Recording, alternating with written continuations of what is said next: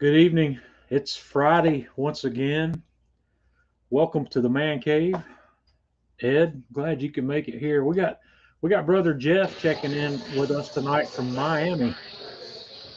He's hanging out at South Beach, chasing women. Yeah. And drinking drinks that have got umbrellas in them. Tanya, how are you tonight?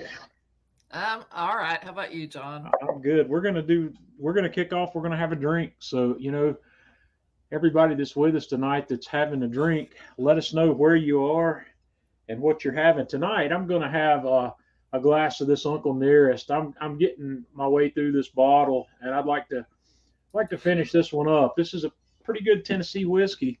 If you haven't heard heard or not aware of the story of Uncle Nearest, you should look it up. There's some great videos on YouTube. Uncle Nearest is the person who taught Jack Daniels how to distill. I'm going to pour a few fingers of this. This is a pretty good whiskey. It's made almost identically to the way Jack Daniels is made, but this iteration of this stuff.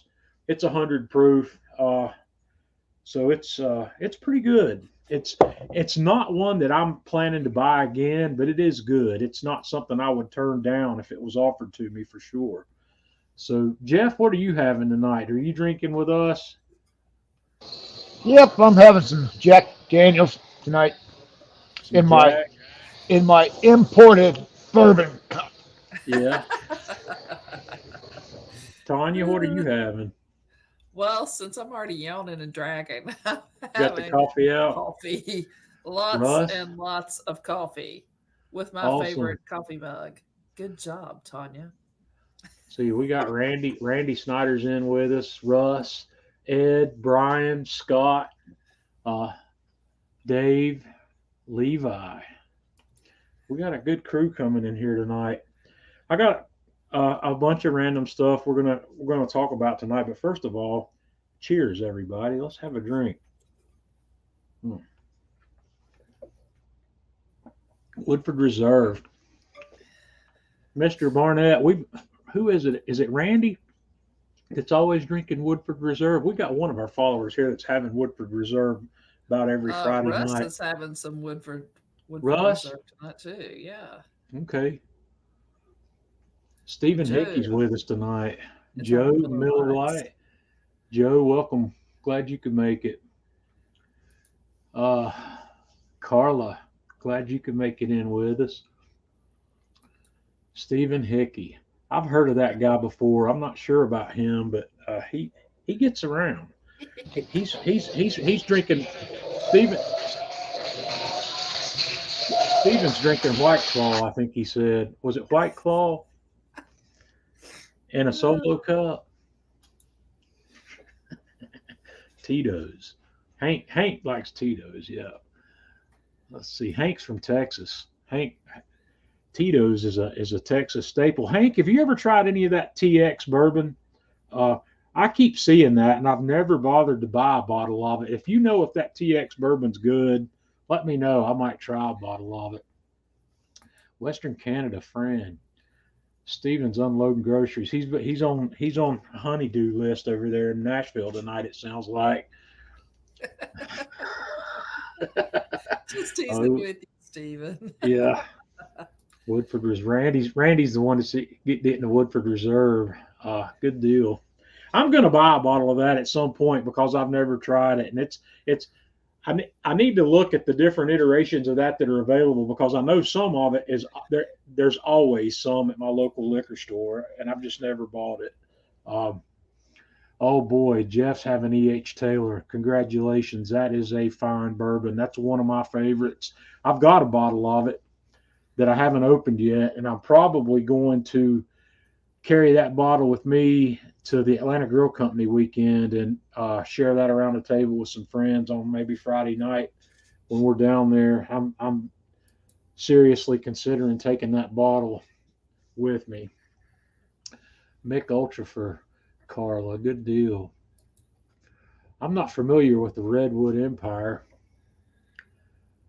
I'll have to look that one up. Hmm.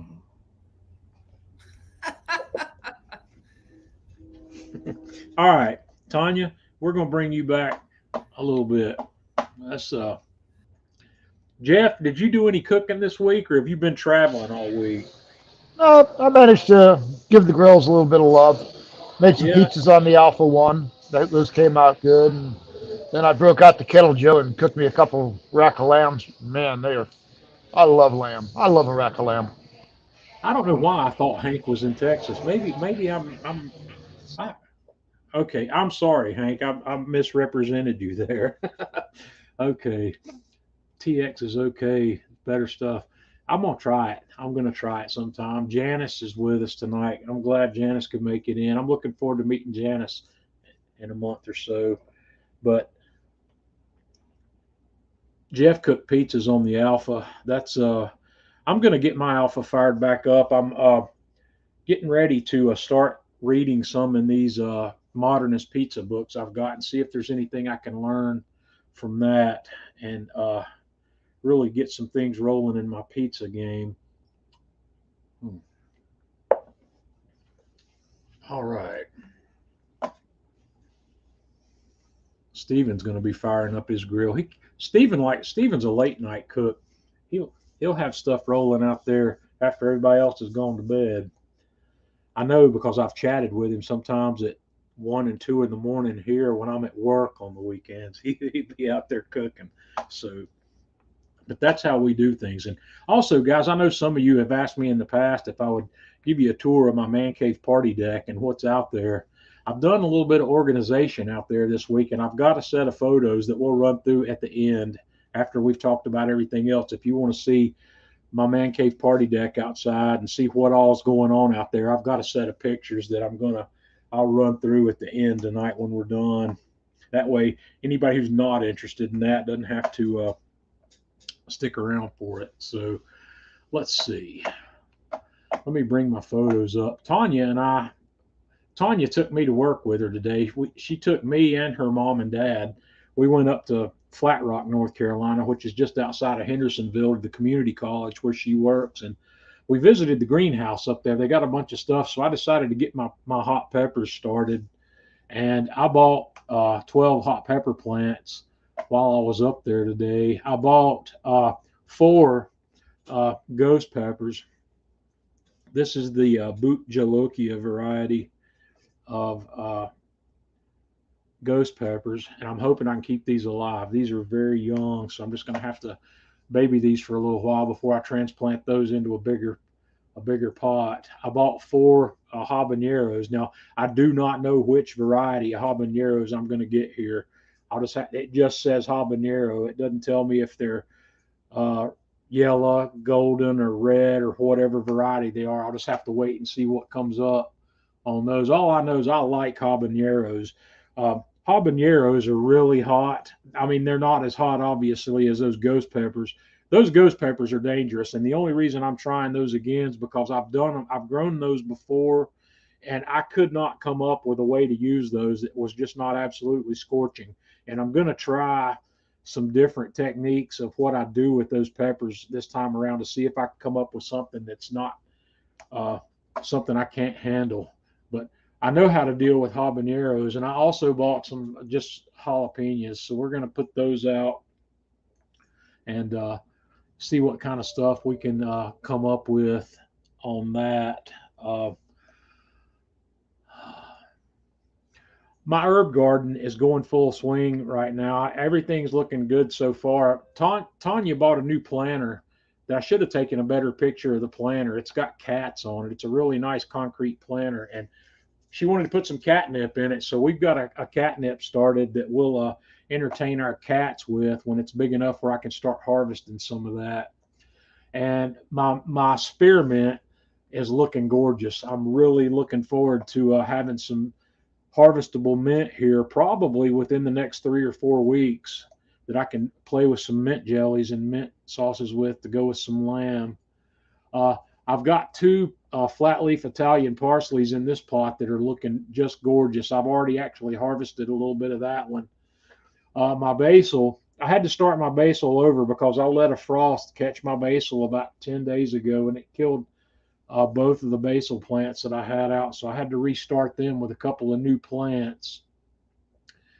It'll be a good while before I harvest any basil. So I've got this one long planter that's got chives in it that keeps coming back every year, and I just keep watering it and trimming those down. So I've got a lot of chives, and this is a really big pot outside, and I've got a sage plant in the middle, and I've got two oreganos and two thymes in there.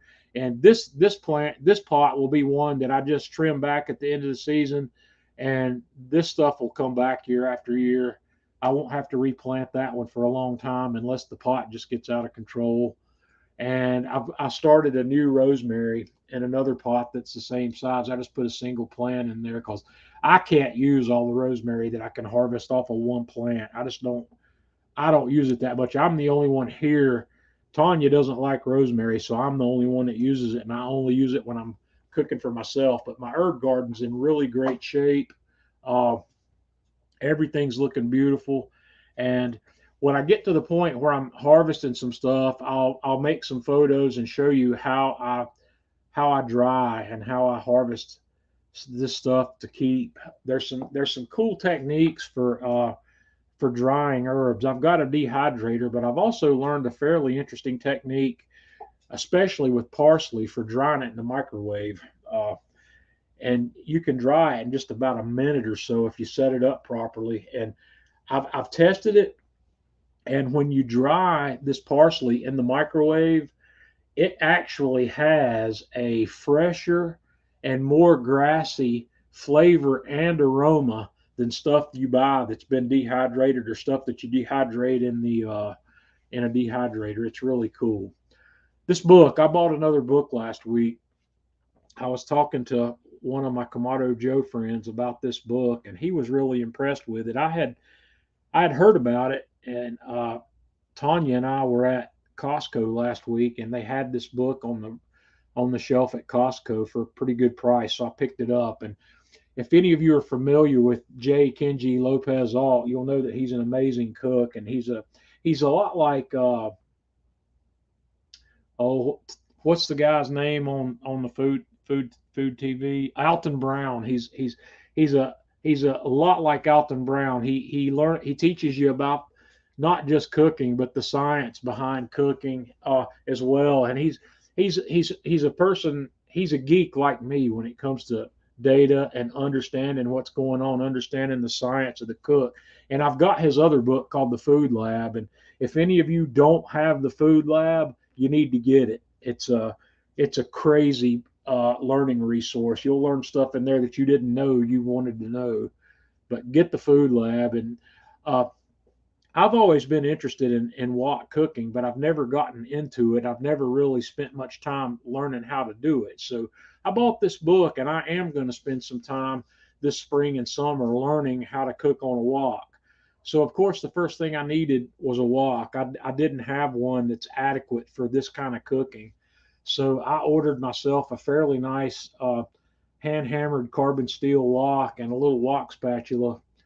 I got these guys on Amazon. And since this is not a flat bottom wok, I bought a wok ring to use. But this also gave me an excuse to get my Camp Chef propane stove back out of the storage shed. I've got this Camp Chef 3-burner propane stove that I've had for quite a while. That's got three 30,000 BTU burners on it, and this stove will produce the kind of heat you need to do some really serious wok cooking. So I got this stove out and fired it up and made sure everything was working properly on it. And I used it also. That picture's out of order. I used it to season my wok. And the technique I used to season this wok is I washed it first of all with soap and water and a scouring pad to get all of the oil, the manufacturing oil, off of this. These things, they oil them from the factory so they won't rust between the time they ship it out and the time you get it. And you need to clean all that off before you do anything because it's kind of like a waxy oil. It's not something that'll just rinse off or you really need to scrub it off. So I scrubbed it, and then I just put it over one of those blazing burners, and you can see here that it starts to discolor. And my objective here was to make the entire wok discolor. So I kept it on there, and I moved it around a bit, and turned it, and you can see here that this half over here is discolored. I just kept moving it and turning it. It took about 15 minutes, 10 or 15 minutes for this thing to fully discolor. And here you can see that it's fully discolored. And what I did at this point was took it off the flame and let it sit for a minute or two to cool a bit. And then I drizzled peanut oil in it. And I took a paper towel that I had I actually used a clean dish rag. I didn't use a paper towel, and folded it up and used some tongs to wipe that oil over the inside and outside surface of this wok to get a nice thin sheen of that on there. And then I put it back on the flame until I smoked all of that oil off. And then I repeated that process of oiling it again. And I got this wok fully seasoned, and it's all seasoned up and good to go. Jeff, do you do any wok cooking, any high temperature cooking on a wok? Yep. So I've got the large cast iron wok. I heat that bad boy up really good. So you're using it on the grill? Yep. I don't have the Lodge. I've got the Kamado Joe wok, which I haven't used in a very long time. And Tanya has a wok. Tanya has Le Creuset wok. We picked up a Le Creuset wok quite a few years ago. That one is cast iron also, but it's enameled, and it works. We use it on Tanya's induction stovetop upstairs. We haven't used it a lot, and hopefully I'm going to learn a little bit more about doing it. Jeff, how heavy is that wok? It's pretty heavy. It's I'm gonna say it's at least a quarter inch thick. I mean, it's good Yeah. size, heavy wok. I'm probably 20 pounds or better.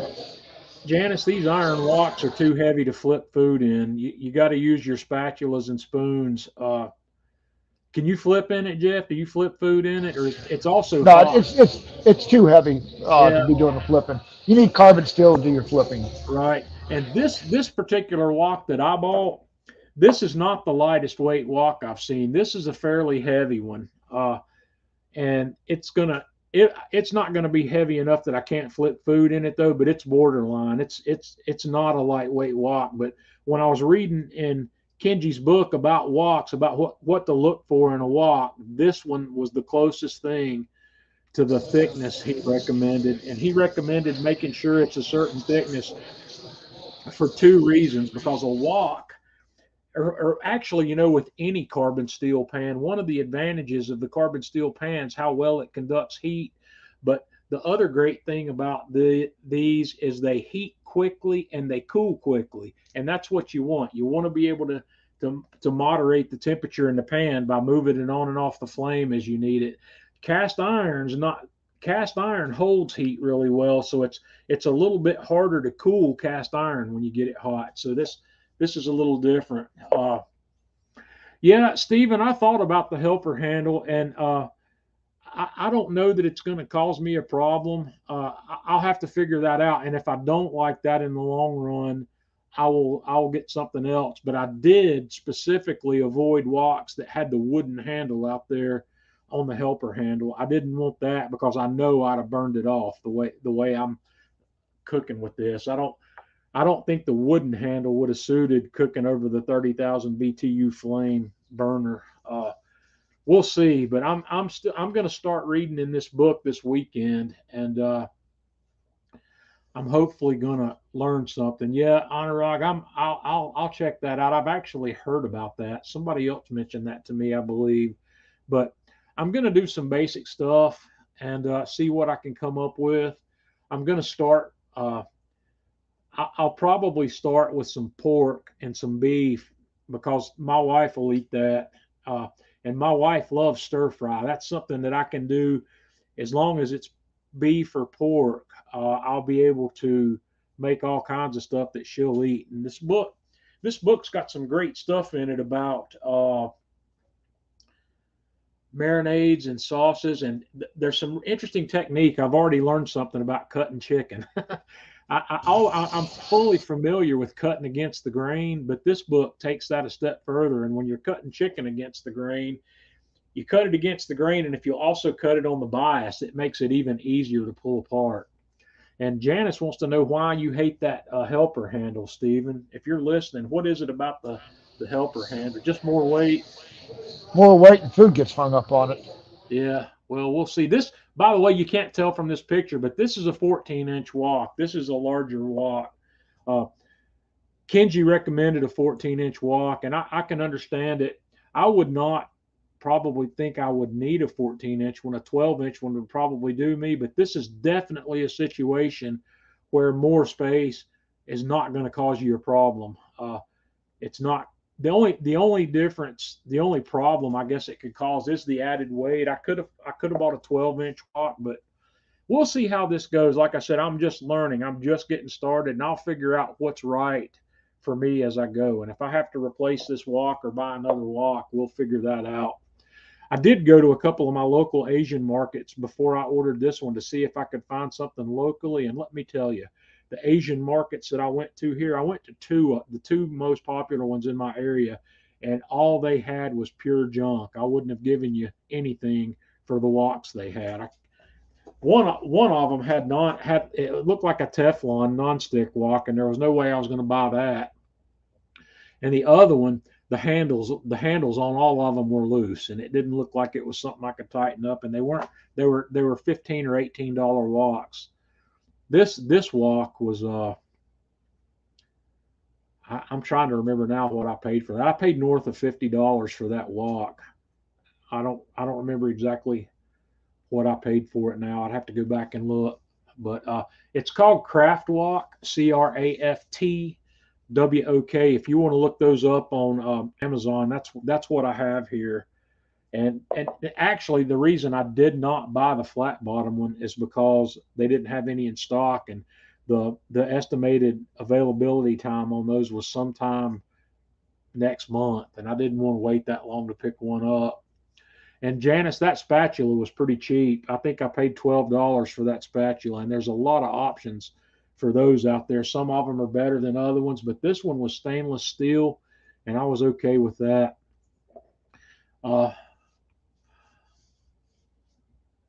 Lowe's has a fabulous. I didn't know they sold woks at Lowe's. That's a new one for me. But I'll check it out. I'm gonna learn to cook on this one before I buy any additional wok. I'm gonna make sure I'm capable and interested in making good food in a wok. Jeff, what do you like cooking in your wok? I like cooking a lot of pork in it. Stir fries, really good. Rice dishes. So when you stir fry pork, do you work with pork loin, pork tenderloin, or what cut of pork do you work with? I like working with the pork tenderloin. Tenderloin. Yeah, tenderloin's good. Tanya loves tenderloin too, and tenderloin's inexpensive. So, okay, Anurag, I'll check that link out. I appreciate you passing that along. I'll have a look at it. Bayou Classic makes a lot of good stuff. I've seen their stuff in the past. I didn't know they had a wok though. Bayou Classic. When I think of Bayou Classic, what comes to mind for me is the propane burners and the turkey fryers and the crab boil kits. I think my local Academy Sports carries a line of their products. So the next thing I did this week, Tanya and I went to Costco, and they had some beautiful looking Chilean sea bass fillets in their seafood case today. And I picked up this package because this package had the two best looking fillets that were close to the same size. So this coming week, I'm not sure what I'm going to do yet, but I'm probably going to take one of these fillets and make a cooking video with it. I'm going to have to think about how I want to cook it and what I want to do with it. I may put it on the Kamado Joe and cook it skin side down on the soapstone and see what I can come up with. I love Chilean sea bass. It's one of my it's not one of my favorite fish. It is my favorite fish, and I don't get it very often because around my area it's not that easy to come by. Costco has it, but Costco's an hour away, and my Costco doesn't have it all the time. This is not something that's regularly in the case at my Costco. Uh, but I love it. I love the texture of this fish. It's just buttery tender when it's cooked properly. It almost just melts in your mouth. And I'm gonna think about it some and figure out what I want to do with it, how I want to season it. Uh, Sticker shock. Yeah, well, I wasn't too disappointed with the price of this. This was $25 a pound, and the last couple times I've bought Chilean sea bass, I've bought it from Whole Foods, and or if not Whole Foods, it was a fresh market actually, and I paid more than that. I think I paid $29, $30 a pound for it when I bought it there. Uh, but I'm going to cook one of these, and I'm probably going to put the other one in the freezer and cook it later. But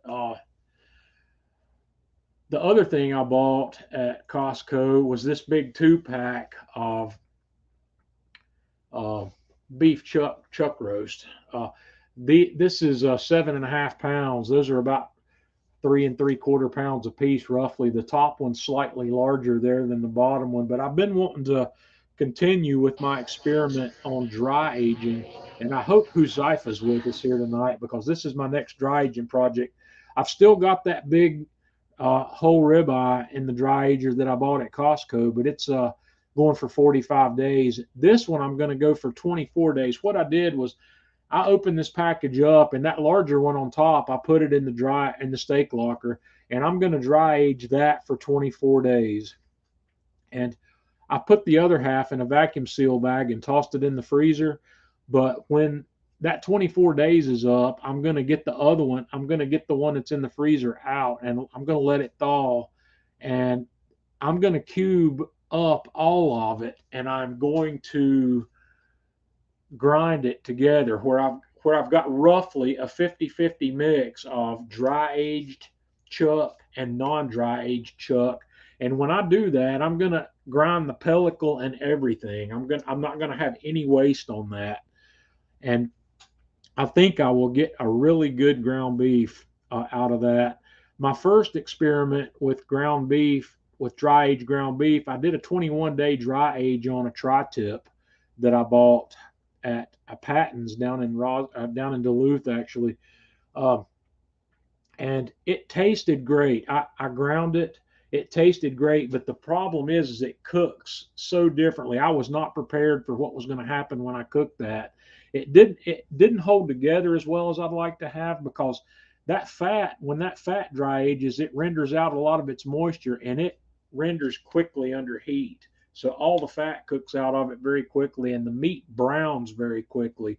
It browns a lot quicker than it would otherwise, and I just wasn't prepared for that. So I think this 50-50 mix of dry aged and non-dry aged chuck is going to make a really great beef blend, and I will document that as I go with photographs, and I'll probably make some burgers with it.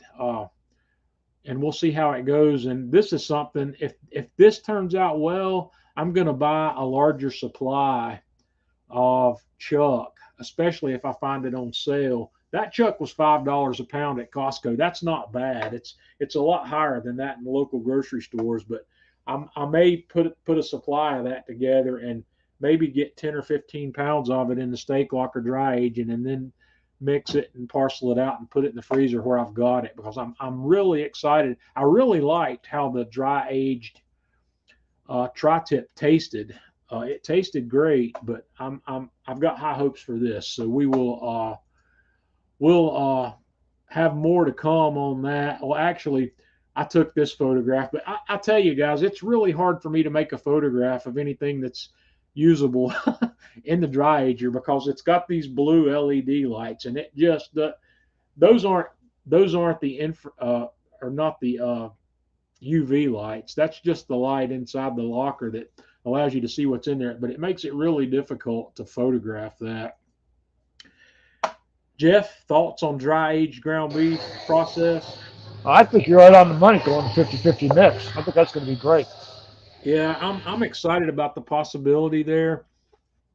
And in fact, Jeff, I'll have that done. Well,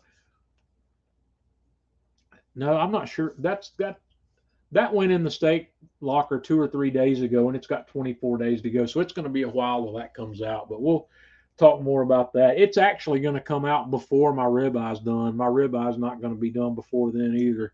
So okay, today, guys, I published a video on poor man's burn ends. Uh, I've been looking into this idea for a while. Everybody likes to make what they call poor man's burnt ends, but when you're really looking at what's happening, it's not a poor man's burnt end. When they talk about poor man's burnt ends, they're talking about using meat that's less expensive than a brisket. And I guess I can understand it from the point that you can't get a whole brisket for less than $75 or $80, and you can get a chuck roast for $15 and turn that into per burn ends if you want to. But chuck roast costs way more per pound than brisket. And there's other cuts out there. You know, people like to make. I like doing it with pork belly. That's really decadent right there, and it's really flavorful. But I've also done it with pork butts. I would be happy to call burn ends made with pork shoulder a poor man's burn end because it's cheaper than brisket per pound. But you know, people are doing this with hot dogs, and I got to thinking about that, and I said I want to try that because number one, I love a good hot dog. My wife loves a good hot dog, and hot dogs are uh I don't know if these are cheaper per pound than brisket or not. I forgot what I paid for this. Anyway, beside the point, I bought this 12 pack of all beef franks from Sam's Club, and these are quarter pounders. These are big hot dogs, and I've never had them before, but they look good. So I bought a pack of them for this project, and I published video on this morning. This is available on the Atlanta Grill Company YouTube channel and Facebook page now. If you want to have a look at that, Stephen, Little Smokies, I don't know about you. You could probably do it with a little smoky, but these are good.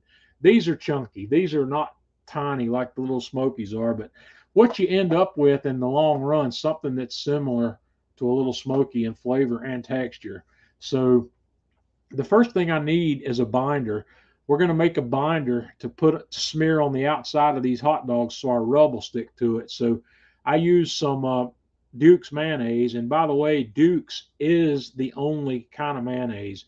Any other mayonnaise is an imposter, so you have to be using Duke's. You cannot cheat. And you can use mustard. You don't have to use mayonnaise. You can use just mustard if you want to, but I like the combination of the two. And I like this Nature's Promise I think this is a house brand for Food Lion, but this spicy brown mustard is pretty good. I really like it. I keep it in my fridge here. And what I did was roughly made a 50-50 mixture of that stuff. So I cut my hot dogs open, and then uh, I didn't put the picture in here. I took another quarter sheet pan and just squirted that mayonnaise and mustard out on it and mixed it up. And I rolled these hot dogs in it just to get a coating, as you can see, of what I call the binder here. And then I shook rub on, and the rub I used for this project was my Man Cave Meals Pork Mojo, the Atlanta Grill Company's Man Cave Meals Pork Mojo rub. And I seasoned both sides of it. I didn't over season this, and you don't want to use a rub on this that's overly salty. And that's one good thing about the Pork Mojo. The Pork Mojo has salt in it, but it's not overly salty. And it worked real well here. So I seasoned those. I tossed them on the grill. I had my Kamado Joe Classic 3 running. I was actually using the slow roller on this cook, 250. And I had preheated my grill. And we're going to put these guys on here for an hour. I put them on for 60 minutes at 250 degrees. And this is what they look like 60 minutes later. And I really think the mayonnaise is a good choice in the binder here, because that the fattiness, the oil and the mayonnaise and the sugar. Well, there's no sugar there really. So there sugar, Jeff? Is there sugar in mayonnaise? I don't remember. I don't think there is. I don't know. Dale, welcome aboard. No, No, no well, sugar. the whatever the things that are in mayonnaise create a good crust when they're heated.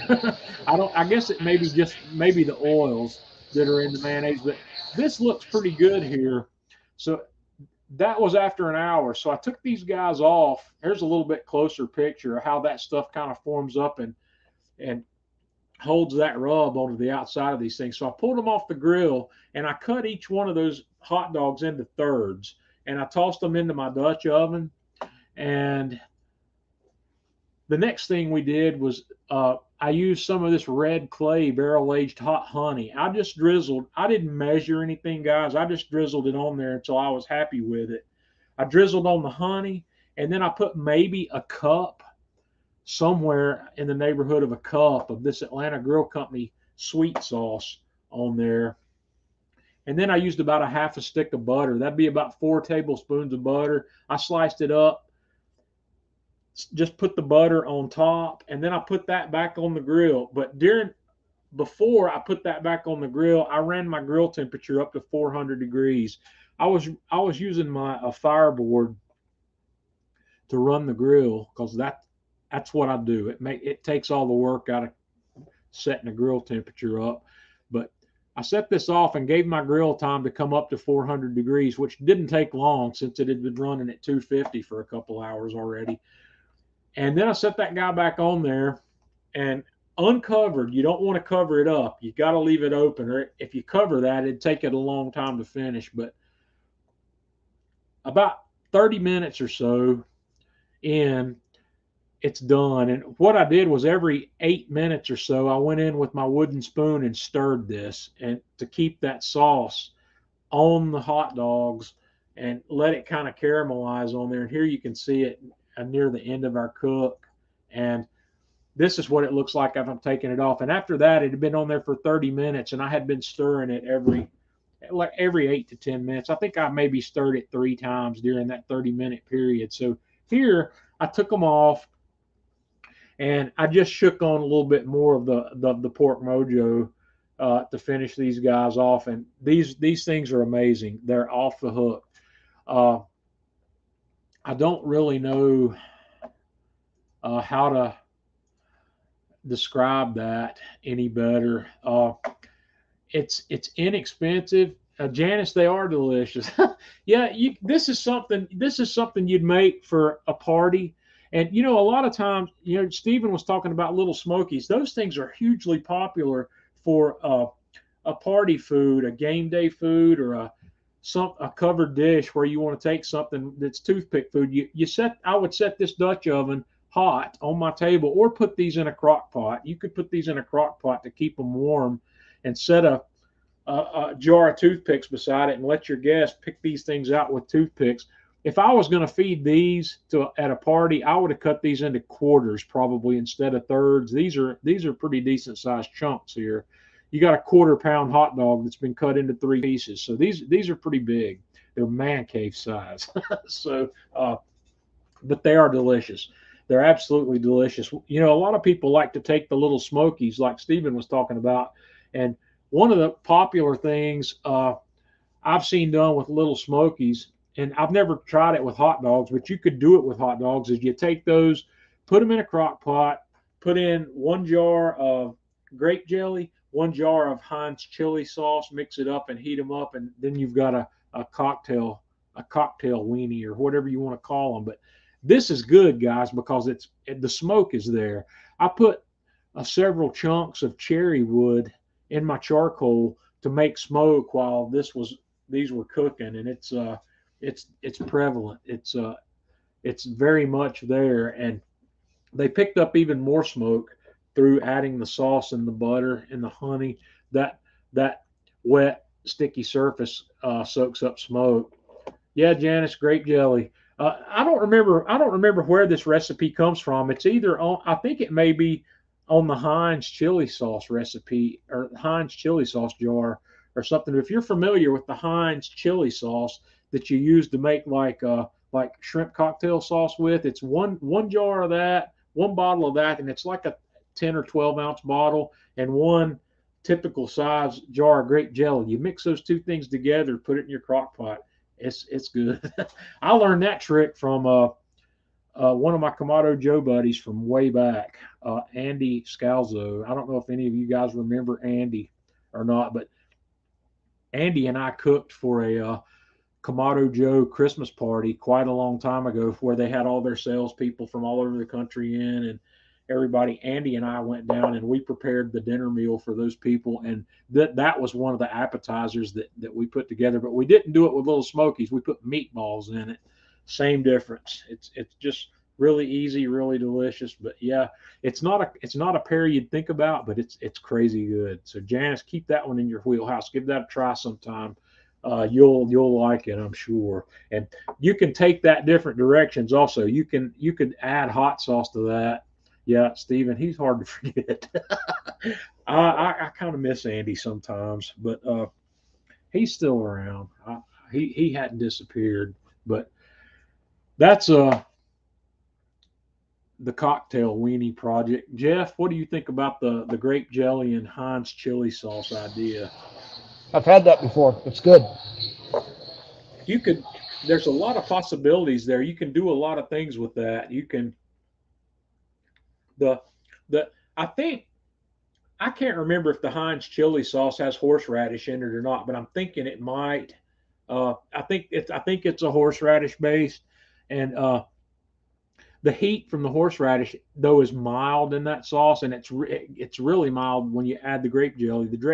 You've got the sweet and the heat combination going on there, and you can push it one way or the other by adding more of one than the other or adding additional hot sauce. Uh, you could also, I think, bringing something to that like a squeeze of lemon juice would really brighten that even more. It would really come together. But yeah, that the grape jelly and chili sauce thing's not mine. It's not. It's. I wish I could claim that, but I can't remember what the origin of it is, and it may be a Heinz recipe. It may be something that Heinz put out, but it's Andy told me, and I don't remember if he said that came from Heinz or it came. It was either came from Heinz or one of the grape jelly people like Schmuckers. One of those two companies put that out there, and it's good. It's really good, and it's easy, and it's cheap. You know how much cheaper can you get off with on something like that? But it's a good party food, and it's easy to put together. You can just throw all that in a crock pot, turn the crock pot on, and let it get warm, and stir it, and it's done. There's no work involved in it, and people ooh and ah over how'd you make that sauce. It's something that you should have in your wheelhouse because it's something quick, something easy that anybody can do it. If you want to dig back to something that's a little more complicated, a little more fun, go back to somewhere in the Kamado Joe video archives on their YouTube channel. I did a video quite some time ago on glazed pepperoni, and it's it's beer. Stephen, which bot is that on the chili sauce bottle? Stephen says mix it with orange marmalade. Hell, that'd be good too. You know, you could mix it. You could use cherry or strawberry. You could mix that chili sauce with any kind of preserves you want. Orange marmalade would be good. Beth used meatballs with the sauce, so there you go. You know, there's a lot of Beth's familiar with it. Campbell's mushroom or chicken soup. What? Oh boy. Okay, Stephen uses these really esoteric brands of ingredients. I'm not familiar with Cross and Blackwell. That's something we don't have here in redneck territory, in the foothills of the mountains of North Carolina. But yeah, it's super easy, guys. A seafood cocktail sauce. Okay, so it's kind of like Heinz chili sauce. Heinz chili sauce is not. I might be wrong here. That's not. I don't know. Maybe that is what is a typical shrimp cocktail sauce. I've never. I guess it probably is. Now that I think about it, that would be a something you commonly find just by itself to dip shrimp in. Is that what that is, Jeff? Is the Heinz chili sauce the typical cocktail sauce? I don't think so because Heinz has their own shrimp cocktail sauce, and I can't see them Yeah, marketing shrimp I was thinking. cocktail and the chili sauce. I was thinking the chili sauce was mixed with something to turn it into cocktail sauce, and I can't remember what it is.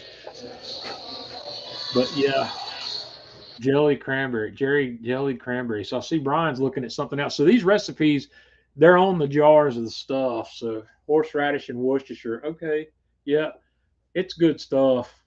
Uh, it really is. It's a That Heinz chili sauce is a great ingredient when you're making. If you want to make a sauce, if you want to bring a horseradish flavor to whatever you're doing, that Heinz chili sauce is a good way to do it. As long as you don't mind your sauce being red. Otherwise, you need to just buy prepared horseradish and make whatever you want. Like I made prepared horseradish for I made a horseradish sauce for the prime rib I fed my family last week, which uh, made my sauce out of sour cream. The base of the sauce was sour cream and prepared horseradish, and I added some of that W sauce, that Worcestershire sauce, to it, and a few other minor things that made it really good. So how are we doing on time? We're good. We're 45 minutes in. What else have I missed, Jeff? What else do I need to cover this week that Just about got it all. We've already covered the rub of the month and the sauce of the month. You yeah, got a and the new gadget? gadget? Well, we did the gadget with the smoker, the cocktail smoker. April's covered on the sauce, the rub, and the gadget of the month so far. So I'm going to be looking forward to May. Maybe that's something I can run by you, Jeff. We you know what we've done so far. What rub should we make the rub of the month for May? May's going to be opening up grilling season. So the traditional grilling season starts at the end of May with Memorial Day weekend, and that's when everybody, all the normal people who aren't like us, start firing up their grills. Uh, Burgers, hot dogs, steaks, chicken breasts. What rub do I need to feature for May? I'm thinking maybe the Argentine steak. Okay, yeah, that's a good one because that is a good one because you could that would be good on burgers. It'd be good on chicken and it'd be good on steak. Perfect, Jeff. You got it figured out. We'll do Argentinian steak for May. That'll be a good choice. And for the sauce for May, I've got four. The only of the primary sauces I haven't done so far. I haven't done the sweet heat, the hot sweet hot, and I haven't done the buffalo. And I have all of the aiolis now. So maybe instead of doing one of their regular sauces, I'll do one of the aiolis. Uh, You haven't done the white sauce yet, have you? I did that this month. Oh, That that's was right. Yeah, yeah. yeah, that was this month's sauce. I'll pick one of the aiolis out for Do the bacon aioli. uh yeah, I got it. I like that bacon aioli. That's a good sauce. Okay. The only aioli that I don't have, and I should have grabbed it when I was down there. They've got a new one that's a black truffle. Did you know that? Yes, I picked that up the last time I was there. I didn't grab that one, and I should have because he said this was new, but it's not part of the set, and Yeah. it's like $1 more per bottle than the other ones, and I didn't get it, so I'll grab that next time I'm down there, and I need to make a trip down in May. Are you going to be passing through Atlanta Grill Company in May? It's not on my agenda, but it's not out of the question either. Well, Bobby Brennan's son, they're getting rid of some Kamado Joe parts they don't need, and he's holding a Classic 3 stand and the Classic 3 aluminum side shelves for me. I need to go down and pick those up from him and pay him for them. And I'm going to put my Classic 2 in that Classic 3 stand, and I'm going to put the aluminum side shelves on it. And I'm going to show you why here in a minute when we go through the pictures of my man cave party deck. And Jeff, here's a question for you. Yeah, did you get? Yes, I did get that chainmail grill brush. I like it. It's nice and heavy. Uh, it did a real good job on cleaning up after chicken wings. That I glazed on the pellet grill. Cleaned it up really good. So I'm impressed. Stephen Hickey and I had been talking about having a chainmail on a handle for quite a while now, and he managed to find it out there. So I accidentally ordered two of them. I thought I had ordered one, and I got two, and Hey, I'm not can I exactly have sure. the extra one? Yeah, I can see. I'm gonna try one. Uh, Jason, I do have a video out there on the Fireboard, and I think it's on my man cave. Which model did you pick up? Because the video that I did was on the Fireboard 2 drive. I have the Fireboard Pro now. That's my go-to, but I did the video on the Fireboard 2 drive, and I believe it's on the Man Cave Meals YouTube channel. You're gonna be happy with that thing, bro. That's nice. That's Fireboard. I got no complaints about Fireboard. Steven loves it. I want to try one. I've got the scrubber that I showed you guys. It's my scrubber is actually soaking in some soap water now because I used it to try it out myself. Mine doesn't have the handle on it like the one you guys have. Mine's just the handheld one that's got the silicone insert. That's like the Lodge one. And I tried to clean my grill with it after I cooked a butt earlier this week, and it's messy. So I've got it soaking in some hot water and soap. And I thought I had put pictures of my pork butt cook into my stream here, and they're not here. So I'm gonna have to. I want to talk briefly about that. That's one thing, Jeff, that I want to talk about. I cooked the pork butt this week on the Myron Mixon Bar pellet smoker, and for those of you that have been with us for a while, I've been experimenting with a lot of really low and slow cooks on the Myron Mixon smoker because, and Jeff will back me up on this, that lower and slower significantly improves the smoke profile. And yeah, Honorog, it looked good, but let me tell you, the technique I did on this one is I did not foil it. And I normally foil my butts, but I wanted to see what would happen if I would let that thing ride out till it was done without foiling it. Because I know a lot of people don't like to foil their butts. They just say, we don't do it. I foil my butts for some specific reasons, and I'm going to tell you why after I tell you what happened here. First of all, it's good. The pork's really good, but this pulled pork was a little bit drier than I like. It's not bad. It's good. It's not as good as I've made in the past. And what happened here is I put that thing on at about 5 o'clock in the afternoon, and I set my grill up at 200 degrees, and I'll let that thing go for 16 hours. I'll let it go till about 9 o'clock the next morning. It'd been 16 hours, and 16 hours in, I'm up to about 162, 164 internally on the meat. So at that point, I said, well, I'm going to ramp it up a little bit. I ramped it on up to 225, and I said, I'm going to let it ride until it's done. So the thing about done, you have to pay attention to what's done by tenderness when you cook this long. When you stretch a cook out this long, I'm going to warn you that meat will get probe tender. Most of the time, it will get probe tender well ahead of where you think that temperature needs to be. You do not always need to go to 200 plus degrees. This one finished up at about 185 or 186, and that happens for me a lot when I cook that low and that slow.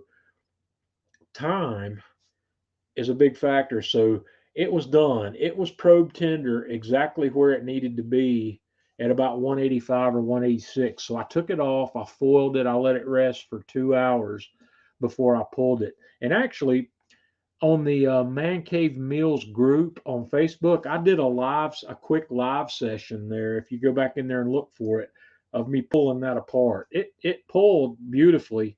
The bone pulled out just like it should, perfectly clean. The meat's perfectly tender. It falls apart in your hands. When I was actually worried that the thing was going to fall apart when I was lifting it off the grill, it was that tender. So tenderness is not a problem, but the meat was a little drier. Now, I'm not going to totally chalk it up to the long cook unwrapped, but I want to lean that way. But it could have been the meat itself, but this meat didn't have any other characteristics that led me to believe that it wasn't just a great piece of meat, because it looked good. But I like to foil my meat when my bark gets to where I'm happy with it. And the reason I like to do that is because the bark, there's a lot of fat in that meat that hasn't rendered out yet when the bark's done. And I like to foil the meat double wrapped and foil it up nice and tight, where the rest of the fat that's going to render is collected in the foil, because I like to add that fat back to my pork when I shred it. Uh, there's a lot of flavor there, and I really hate that the fat. I did not have much of that rendered fat at all on this one, because I left it on. My temperature in that butt, like I said, was about 185 or 186 at that point. But I can promise you, all the fat that was going to render hadn't rendered, and over that length of time. But I like to mix. Usually, when I pull one off the way I like to cook them, I've probably got, I'm going to say a cup, at least a cup, maybe a cup and a quarter of rendered fat in that foil. And I like to take that foil and set it in one of my Drep Easy tubs, and I'll pull that foil off and roll that butt out of there and let all of that rendered fat go into my container. And as I'm pulling that, you guys know I like to do this by hand. I don't use any tools to pull the pork, and I like for that fat to mix back in with my pork as I'm pulling it. You don't have that if you don't foil and don't let that collect in there. So that's the reason I like to foil. That's one of the reasons I like to foil. That's there's some other benefits from foiling. The main benefit besides that for foiling a butt is that it does speed up the cook. It does speed up that final segment of the cook. And like I said, that shoulder blade bone, that scapula is flat, and when that pork butt's sitting in there, that flat scapula, I've got my thermometer pushed in here.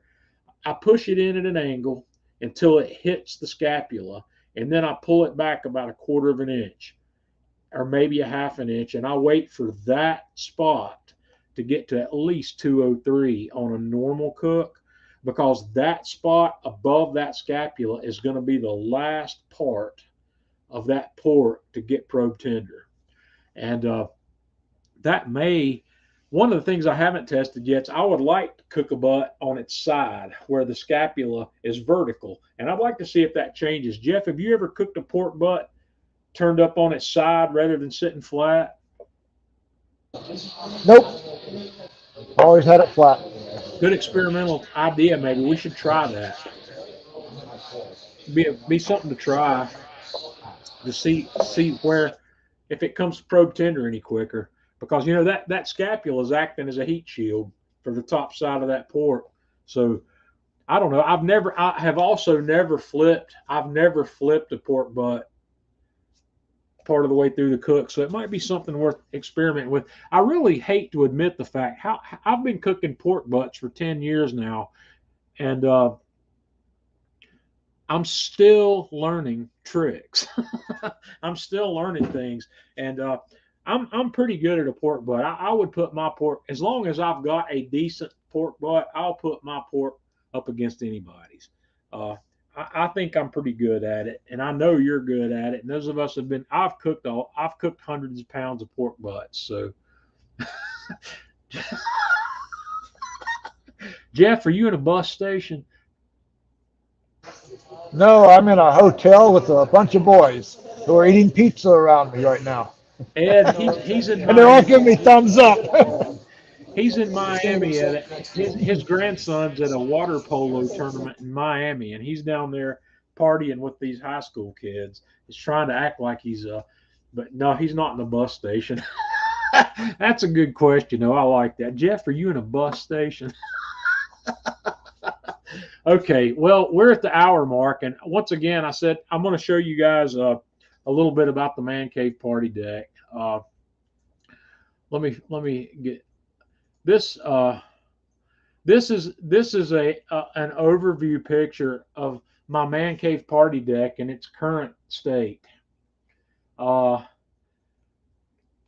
you see on the deck here, there's one piece missing that I've got a separate picture of here in just a minute. But here, my Kamado Joe Classic 3 sitting out here on the corner. I've got my little table and chairs with an umbrella on it. Over here in the left is my PK 300 Aaron Franklin model. Right over here is my Camp Chef 3-burner propane stove.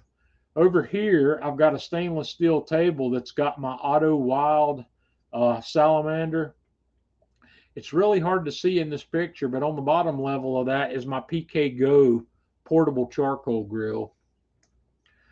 Back here in this corner is my Napoleon gas grill. Right here is my Classic 2 that's in a Kamado Joe cart. Back behind it is the Kamado Joe Pellet Joe. Back here on the rack, on the side table of my pergola, is the Gosney Rock Box pizza oven. And here's a side view profile of the Myron Mixon Bark 2400. And sitting off out of frame on that other picture is my Alpha 1. That I just couldn't get it all in the frame without making a panoramic picture there. I've got a little shelf here that I use for storage, and I'm thinking about buying a little cabinet enclosure where it'll look a little nicer back there. But what's not in this picture that's on a patio on the back side of my house is my Kamado Joe Kettle Joe and my Joe Jr. Yeah, the Minion's back there, and I'm going to show you the Minion. I've got something else that Tanya bought me recently. I've got two monitors and helpers on my party deck. The Minion is one of them, but I've got a new one that I really like too. So there's the Alpha that sits out of frame. Here's a little bit closer picture of my patio off the back side of the house with the Aaron Franklin grill, the PK grill that I love, man. I love this grill. I'm going to do a video sometime soon. We're going to do a smoke on that grill. We're going to cook a pork butt on that. And then my Camp Chef stove, which is a beast. I decided to bring that thing back to life because it's nice to have the burner capability and the stove capability outside. That way I can take all of my cooking outside if I want to with that. And then the stainless steel table, the PK goes underneath, the salamanders over here. These two metal buckets I use for ash management. If I need to get hot coals out of a grill, I dump them into here, put the lid on it. It'll snuff those out, and I can shake the ash off of them and use them again later.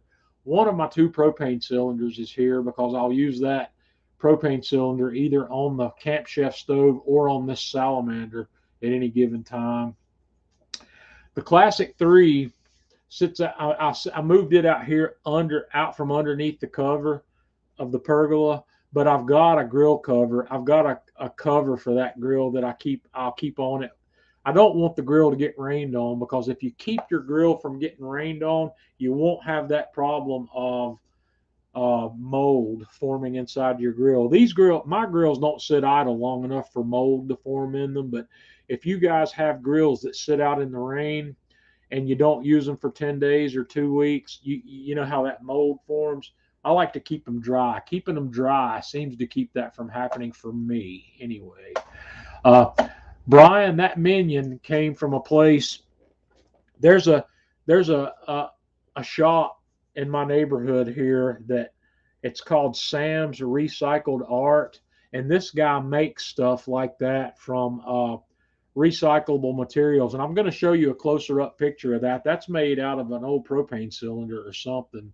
So this is my Classic 2, and this is the Kamado Joe cart that they don't make anymore. And I'm kind of glad that they don't make this anymore. This is a really nice cart, but you can see here this, like everything else that Kamado Joe powder coats, the powder coat comes off of it. This guy's never been out in the weather. It's always been undercover, but the powder coat's flaking off of it. It's even worse on the backside, and I didn't make a photo of that, but I'm going to put this in that Classic 3 cart that I'm getting from Bobby Brennan that I'll pick up sometime next month when I go back down to that neighborhood. But the Classic 2 is the grill that I'm using when I want to cook on a Kamado, when I want to cook something that's not meat. This is my not meat grill. If I want to bake a cake, cook a pie, cook bread, cook something else where I don't want much of a smoke profile, I cook it here because there's no grease drippings inside this grill anymore. And I use Royal Oak charcoal that's extremely clean burning. And I do use this space right here as a prep table when I need it. So whenever I take this out of that cart, I'm going to come up with something else for a prep table space out there. I'm not sure what I'm going to do just yet. Over here under the pergola also is my Myron Mixon Bark and the Kamado Joe Pellet Joe, the Gosney Rock Box, and then my Minion that sits back here. There's also, it's kind of hard to see right here, there's a little cast iron Buddha right here too that sits on my deck. I didn't take a close-up of that, but here's the Napoleon. This is the Napoleon Prestige Pro 500 gas grill. This thing's a beast. It's a crazy good gas grill, and I did clean it up a little bit for this picture. I used some of my stainless steel cleaner and polished that guy up a little bit because he was a little bit dusty. That sits in my empty space there. This is MC. This is my new party deck friend. Let me get Tanya back in here. Tanya bought me this as an Easter gift, right, Tanya? I did, along with a Peeps. Yeah. Chicken. This is MC, and MC stands for metal chicken. So this is one of my new guardians of the party deck, and that's what we have. That's what's on the party deck right now. Like I said, the pellet or the Kettle Joe and the Joe Jr. are up on another patio out of the way. I don't cook on those as often. I haven't cooked on my Joe Jr. in a really long time, and I need to do something soon on the Joe Jr. I've got the soapstone for the Joe Jr. and I've got that searing plate, so I need to get some cooks done on the Joe Jr. sometime soon. The Joe Jr. is good. I just don't fire it up as often because I can fire up a Classic just as quickly as I can fire up the Joe Jr. Jeff, do you have the Joe Jr.? You do have a Joe Jr., don't you? Nope. No, you don't have that one. I couldn't remember if you did or not. Nope, that's the one I got to get. So that's all I've got.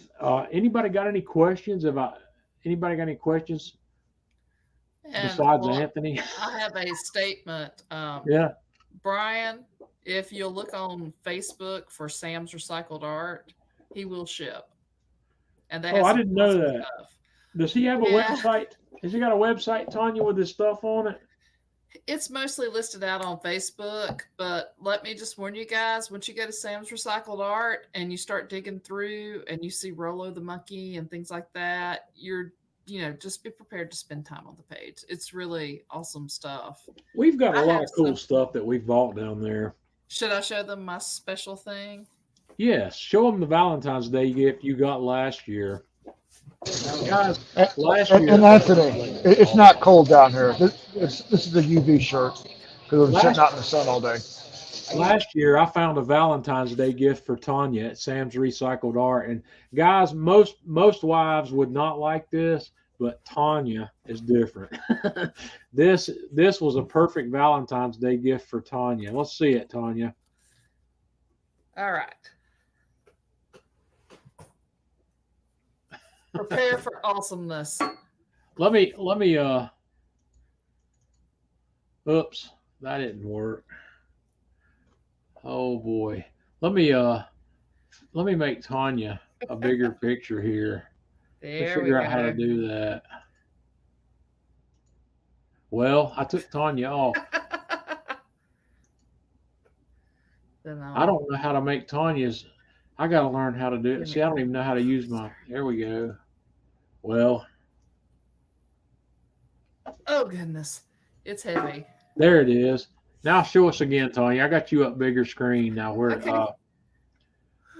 Hang on. this guy makes stuff with, just junk. It's a heart. It's a rebar outline on that heart, and it's got nuts and bolts and hex wrenches and everything else in the middle.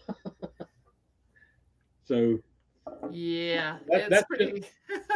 that's just an example of things that you can come up with at Sam's Recycled Art here in Valdez, North Carolina. But Yes, or you Tanya, could make a trip to Valdez, North Carolina, and visit it yourself. yeah, Tanya, did you buy that minion for me? I did buy that minion for you. Yeah, I couldn't remember if you or your mom got that because y'all were talking about that. And I just remember it showed up on the Man Cave party deck. I didn't know I was getting it. I went out there and there it is. So it just kind of arrived on the Man Cave party deck. So it shows up out there. You see it occasionally in the background of a video or something, but And you never it's know what you're gonna find. Like I found a cat made out of horseshoes, which I picked up, and I have a really fabulous snail. Um, so, you know, but I do like what they have. They do all kinds of really nifty stuff. Yes, it's really heavy. Oh my goodness, it weighs a ton. Oh my gosh. Let me show them Henry right quick. Can I show them Henry right quick? sure. We're Okay. done. We're just rambling now, so that's fine. I've covered everything I want to cover about cooking and whatnot, but I wanted to I'm going to go ahead and sign off, John, because I'm getting Okay, good. inundated down here. I appreciate it. We'll see you next week, brother. All right. Let me know. Let's get together and hook up at Atlanta Grill Company sometime in May. Okay. Yep, we'll see you. Thanks. Yep.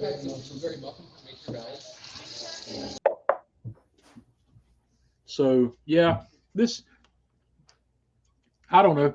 You guys, I'm very fortunate to have this grilling space that I've showed you out here. That the Man Cave party deck came about. My wife gifted me that. That was a wedding gift. Right when we got married. Okay, yeah. This is a lamp. It's This is Henry. He is my office lamp. So I'll try to. So Henry. Yeah, it's made. It's got a little bulb in it. Tanya can plug it in and turn it on. Old Lily's up there with her, so turn it on, Tanya. Yeah, and I've got a lamp that I'll have to show you some other time. It's on my stovetop back here. It's very similar to that, and the body is made out of a rotisserie motor. Yeah. It's perfect, but it's not something I'm going to put outside. But this guy makes stuff that's really amazing. Maybe sometime I'll go down there and I'll take pictures of some of the really cool stuff that they have. But it's one of these, the guy's a local artisan, if you want to call him an artisan. He makes stuff out of stuff that would normally be thrown out or discarded. And there's some really amazing stuff down there. And you can go in this place and you can find a gift or an item for yourself, anywhere in the price range from $10 to $1,000. Tanya, how much was that dragon that you were looking at down there? How much? What Oh, was the price tag on that? oh, I don't remember. It was not cheap, but it was $800+ if I remember Yeah. correctly. But it's really cool stuff. So yeah, but that's where my minion and MC came from. Metal chicken. Yeah, we Tanya have a bought lot of fun there. Tanya bought me the chicken because I constantly bug Tanya. I want chickens. I want to have a chicken coop where we can have fresh eggs during egg laying season for chickens. But and in the town we live in, they have an ordinance. We can have chickens, but the way the ordinance is written, we can't have chickens on our property because of the spacing requirements. You've got to have if you're going to have a chicken coop and chickens on your property, your chicken coop's got to be at least 50 feet away from your house, and it's got to be at least 50 feet inside of your property line. And our property, the property we're on here is not that big, and I don't have any space on my property where I've got 100 feet from the house to the edge of the property line. So I can't have chickens, not legally. So I keep picking about Tanya every time, and Tanya, this is Tanya's response to me picking about wanting chicken. She got me a chicken, so the metal chicken is so it's what I get. I'm gonna try to post the link out, everybody, so that you can find it. Hopefully, you'll be able to hit that link. Okay, But anyway, it's just a fun place. it's really cool, and chances are there's something like this in the community where you live too. There's other places. Tanya, what was that name of that place that we went to down in Newton where I bought the Bigfoot silhouette? Oh, I don't remember. But they have similar stuff to this down there. So there's a lot of these things around. You just have to look for them. But yeah, Sam's Recycled Art is Yeah, as a matter of fact, our Christmas tree came from Sam's Recycled Art. yeah, that's another thing. We'll show you that around later in the Christmas season. It's really Tanya collects these bird ornaments from Hallmark. They're really beautiful Christmas tree ornaments that are birds, and we've got all of them hanging in this Sam's Recycled Art Christmas tree. That we'll show you that later. That's a whole nother story. But yeah, Yeah. we've spent a few dollars at Sam's Recycled Art, and I don't know what was the other thing I bought you down there, Tanya, recently. I don't. I'm drawing a My blank on what woodpecker. the woodpecker. Yeah, and we haven't Yes. put that out yet. It's one of these metal woodpeckers that are a bird that you can put into a tree or something where it's just a silhouette. No, it's not. No, no, no, no. Oh It no, is this is a not the silhouette one. trowel. No, Yeah. this is actually a trowel that Yeah. he's made to look like a woodpecker. Mhm. And it's really awesome. I can't even remember. I've looked at so much stuff down there, but yeah, it's cool. And So it's guys, new what are every y'all time you cooking? What's uh we're getting ready to wrap up, but if we got any questions, comments or otherwise, I'll be happy to entertain those. Decorated with birds and nests. Cindy likes the birds. Cindy, are you familiar with the keepsake stuff from Hallmark? Those bird ornaments that they have, they're the really beauty of beautiful. birds. Yeah, my mom, Tanya buys my mom one of those for Christmas every year. My mom's been collecting them for quite a few years, also. So, yeah, Brent, thanks for joining us. Nan Pizza, Stephen, we got to get Stephen. We got to figure out a wood-fired oven solution for Stephen or a pizza oven. Stephen, I know Stephen was looking at the Gosney Dome and uh, chicken biryani tomorrow. I'll have to look that one up. Anurag's one of these people. I'd like to go out to wherever he is and stand and just watch over his shoulder because he's one of these people that I know cooks better than I do. I've seen him cook. I've seen the posts of stuff he cooks. I know he's a far more skilled cook than I am, and I learn a lot. I get a lot of great ideas just from seeing the stuff that he posts. So yeah, that sounds interesting. I don't know what it is, but it sounds good. I can't eat it because of the carbs. Well, I'm going to admit something to you guys. For the last 2 or 3 days, I've been giving myself a little bit of a break on the carbs. I'm out of ketosis at the moment. I'm taking a break. I'm trying to reset, and I'm going to make another push forward in the next 5 weeks. I've set a goal for myself. I want to drop another 15 or 18 pounds in the next 45 days. So we're going to see if I can get pushing forward. Is that Athens, Georgia? Yeah, he's in Georgia. And Anurag, I'm hoping you can make it to the Atlanta Grill Company event in June. I'd really love to meet you. June 4th. Come on up. I don't know how far Athens is from Roswell. It can't be that far. No excuses. You got to be there. There's people coming from a lot further. Janice, I hope your kitty girl's going to be good. Janice is coming. I'm looking forward to meeting Janice too. I don't remember. I don't think Cindy. Cindy, are you still with us? Cindy's out in California. Ed says it's an hour and a half drive. 14. Janice is 14 hours away. Janice is coming in. I know. Janice, come on in. I think Janice is staying at the same hotel I'm planning to stay at. I'm gonna bring that bottle of E.H. Taylor. We're gonna sit down and we'll have a bourbon. Bring a bourbon glass because I can't guarantee you that you'll have anything other than a solo cup option. Cindy can't make it. Cindy, you can make it. You gotta make it happen. Ed's down 43 pounds since January 8th. That's fantastic, awesome. man. Yeah. That's awesome. Heck yeah. Oh boy. 43 pounds. I'm down 60, 65, 66 pounds. I don't remember exactly where I am. I'll have to do the math tomorrow. Tomorrow's weigh-in day, and I'm not expecting that I'm going to lose any weight this week because, like I said, I'm out of ketosis. But I'm going to go back into ketosis probably on Monday. Texas bourbon.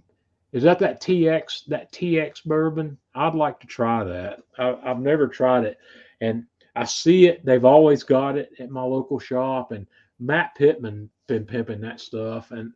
But then again, I don't know what Matt's a Miller Lite guy, so I don't know what is good. I haven't tried it. Let's see. Here we go. Steven said he's halfway dieting. That's good.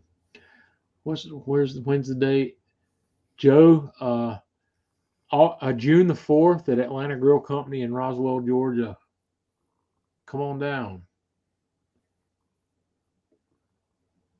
Yep, Roswell at Atlanta Grill Company, June the 4th. It's a Saturday. It's going to be a all-day event at Atlanta Grill Company. Love to meet you. Come on down. I don't know where Jeffrey's asking about Smoke Wagon. I don't know where Smoke Wagon bourbon's made. Smoke Wagon's something that shows up periodically in the lotteries that I was telling you about last week that we have at my local ABC store. I've seen Smoke Wagon, but I've never bought any. It'll be epic. And guys, you'll get to meet Stephen Hickey if you show up. Stephen's coming, so he won't come on live with me here, but if you show up at Atlanta Grill Company with this event, you'll get to meet Stephen. He'll be there. Oh, John, before I forget, Where You've Seen Breath of the Walk is on my bookshelf in the kitchen. Oh, you have it? Yeah, I nearly burnt down the house with it. Oh boy. Okay, I've got the book on a rug. I didn't realize we had it. Okay, well, we've got the book. Oh goodness. Right. I've got about one glass left in there, so I'm going to have another Dead Soldier. I'll probably let this be my Monday night drink where that bottle will be gone. I'm trying to get rid of bottles, guys. I'm trying to narrow down what I keep on hand.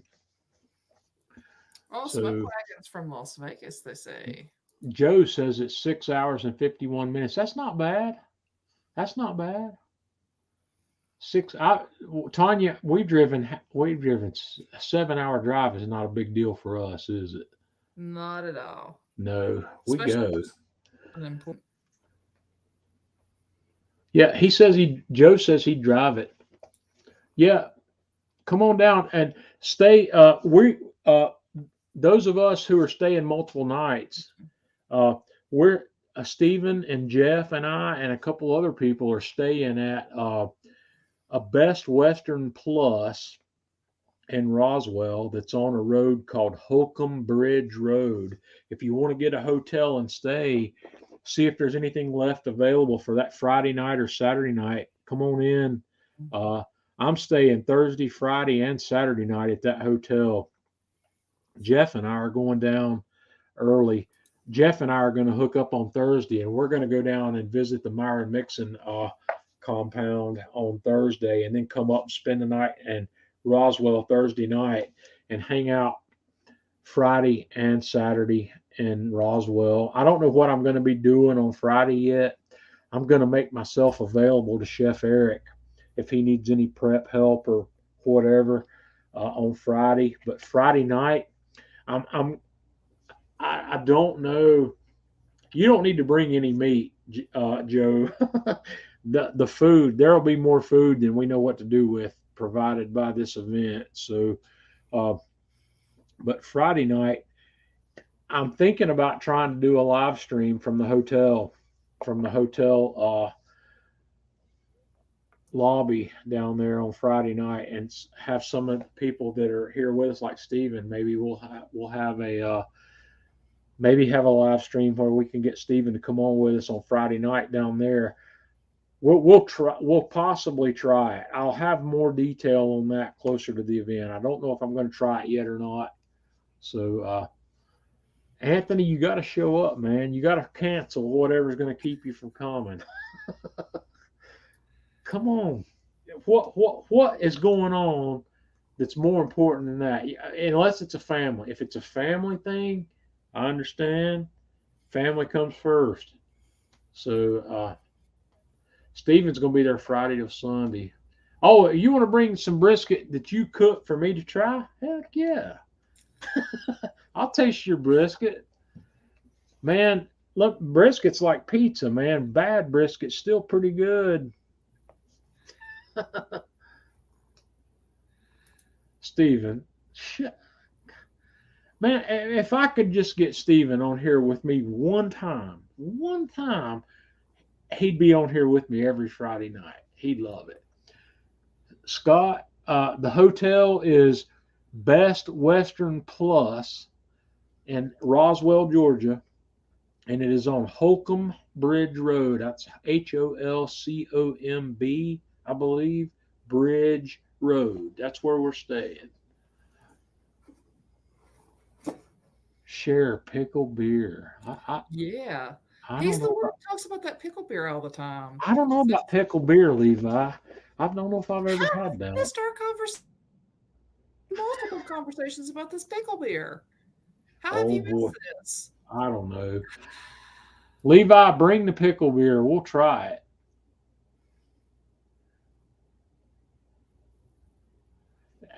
That sounds like a plan, Anthony. I'm game. Come on down. Bring your kids. This is a kid-friendly event. There's plenty of kids coming with mom and dad to this event. Let me tell you, I've been to these Atlanta Grill Company events before, and there are people from all ages at this event. Kids, Bobby. In fact, the last event we had, Bobby Brennan was there with his kids. A couple of his kids were there with him. I think two of his daughters were there with him. At the last time I saw Bobby face to face was at the December event before COVID. 2019. Man, I'm really looking forward to living in a post-COVID world, and we're not far from it, guys. We're right there. We're coming. So, and Levi, I love pickles. I'm a pickle guy, especially a good dill pickle. Dill, Johnny likes dill. So Okay, so Levi, you've got to explain the pickle beer because apparently you and I were the only ones reading.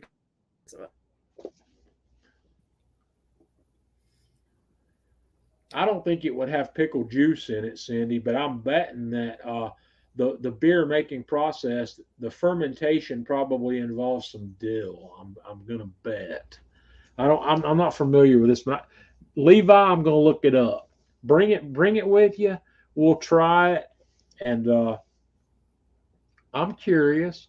And once again, I'm not a fan of flavored stuff. I'm beers. I love beer, and Tanya will tell you I used to be an avid home brewer. I made beer. I'm an all grain brewer, and I've done a lot of beer, and I gave up my beer making hobby in favor of barbecue. If I hadn't given up my beer making hobby, you wouldn't be sitting here listening to this live stream tonight because I just don't have time to do beer and barbecue. And I really love the barbecue a little bit more. Uh, but And I quite do. frankly, we don't have space for both beer and barbecue. No, I don't. But in fact, if you go back and look on the Man Cave Meals channel, I did a multi-part tutorial on the Man Cave Meals YouTube channel about all grain brewing, and it's still out there. So you can have a look at that. It tastes just like sparkling pickle juice. So that doesn't tell me anything.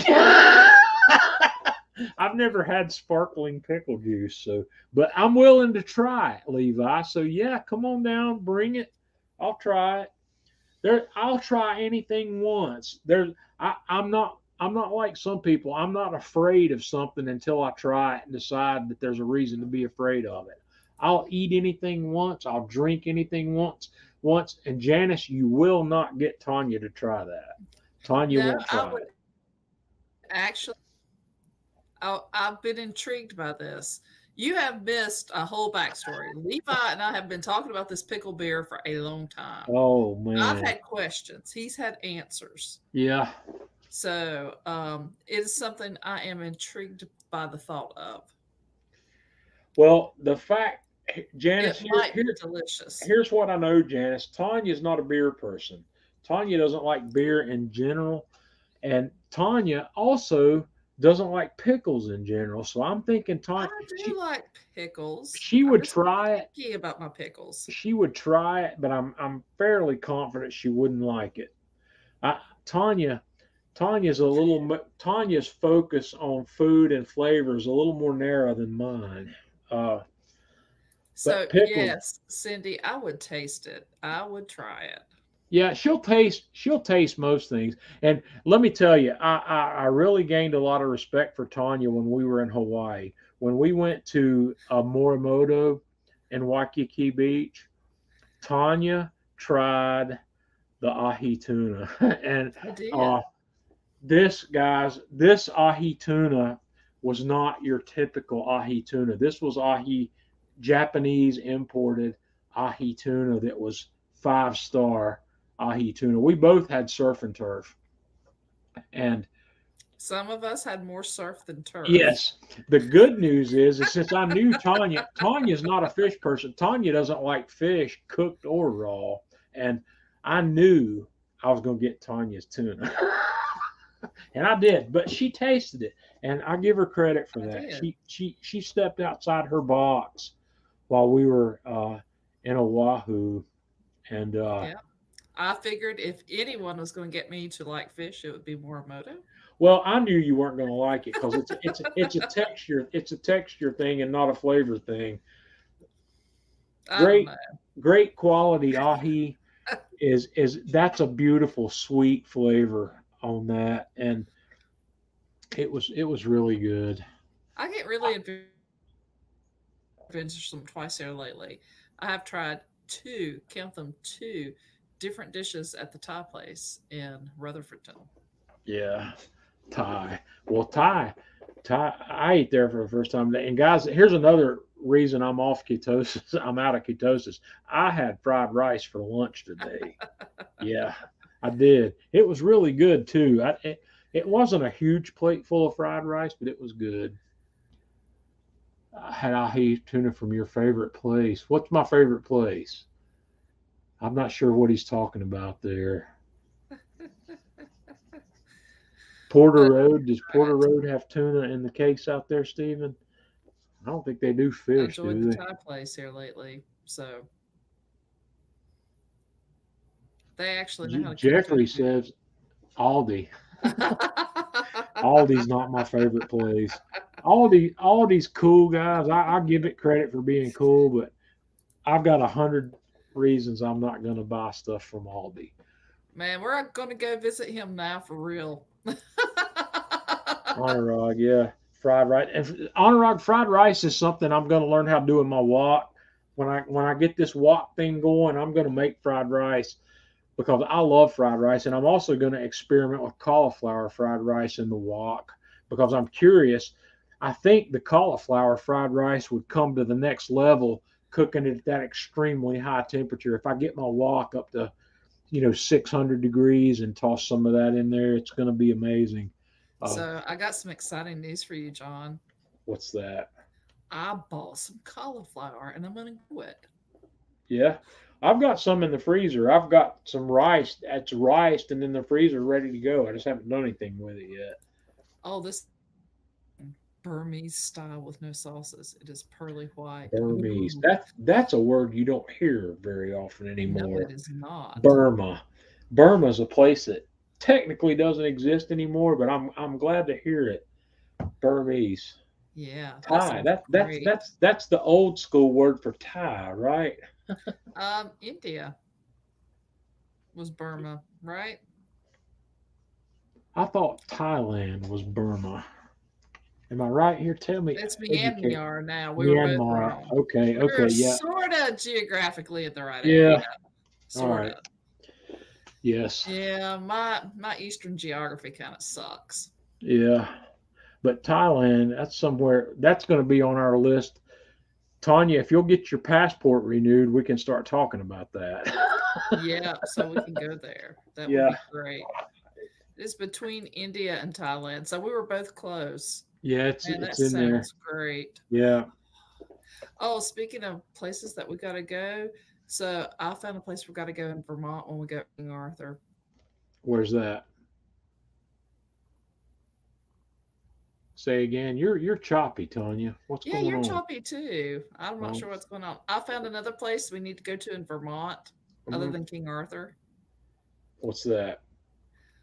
It's this gardening supply company that I need to go to really Okay, badly. we'll just make the list because we're gonna road trip to Vermont whenever the opportunity presents itself. I'm ready. So I think it yeah, I will bet be it too. I will. would love Yeah, to go see Thailand. yeah, I'm ready. I have not been to Asia. I've never been anywhere there, so I'm looking for. I would do that. Yeah. Yeah. A Blackstone. Uh, Steve, I don't know if you've been with us for this whole thing. That Camp Chef 3 burner stove that I have out there on the party deck. Let me pull that picture back up here. I didn't talk about one thing about that. This Camp Chef 3 burner stove that I have here in the middle of this picture.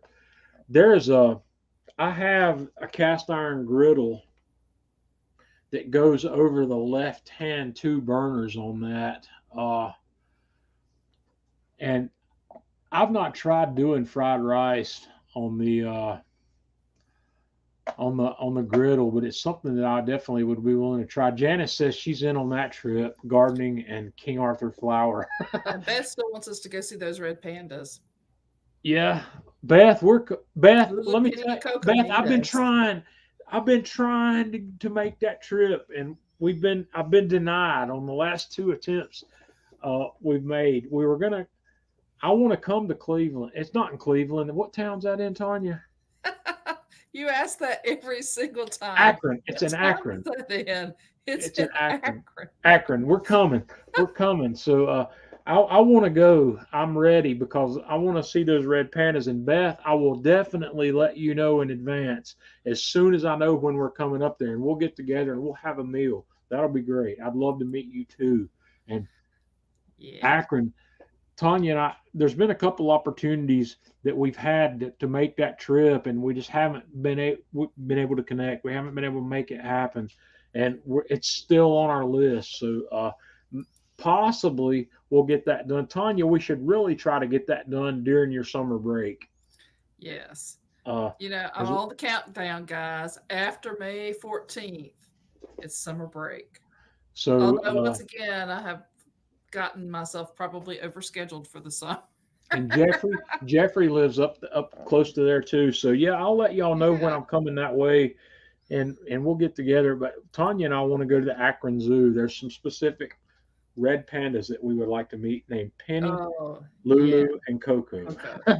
And we're big fans of the red Free pandas. fan. Just go out to YouTube and look for Panda Palace. Yeah, and You know, those at the pandas. Akron Zoo. Yeah, we're gonna go meet these red pandas. We've been following them since the addition of that segment of the Akron Zoo, and we were gonna go shortly after they opened, and we weren't able to get there for whatever the reason. It was They COVID stuff. It was COVID. Yeah, I don't know, but uh, Tanya and I have fallen in love with this little animal called the red panda. Jeffrey, you should look this thing up. It's a Oh, they're I fabulous. don't know how you can't I can't describe it to you because it's not like any other animal. But look up red panda, and they're the cutest damn things you'll ever see. And look for them on YouTube where you can see these things in action. Where you don't Yeah. just look at pictures, you want to see these things in motion. They're really beautiful little animals, and they're not like any other animal. They're You can't compare it to Yeah, anything. they're unique. Yeah.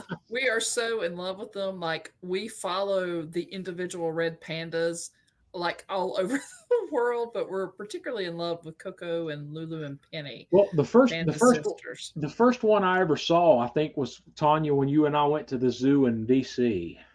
Uh, that may be the first time I'd ever seen a red panda. Oh yeah.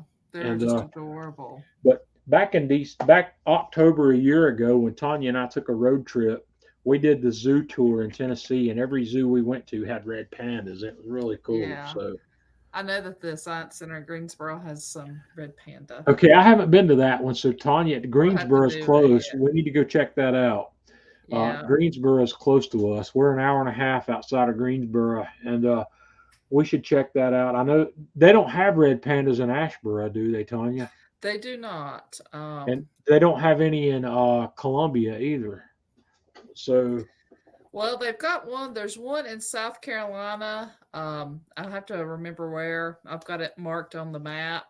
There's only we haven't seen in Tennessee yet, so we'll have to get those off the list.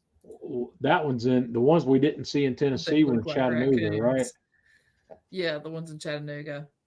Yeah. Well, we went So to the aquarium when we went to Chattanooga. We didn't go to the zoo. So, yeah. Stephen, we'll see you, man. And Stephen, seriously think about coming on live with me one Friday night. I'm going to keep begging you. I'd really love to have you on here with me and Jeff one Friday night. No, you couldn't walk a panda. Nah, we wouldn't cook a panda. But guys, we're going way long. I appreciate you hanging Yeah. out with me, the few of you that are still left. I knew, yep. So we talked about everything. Guys, I got to shut down. I've got to crash. I got to get mentally and physically prepared for a work weekend. So y'all have a good weekend, and we'll see you next Friday night. Thanks a lot for hanging out with us. Bye.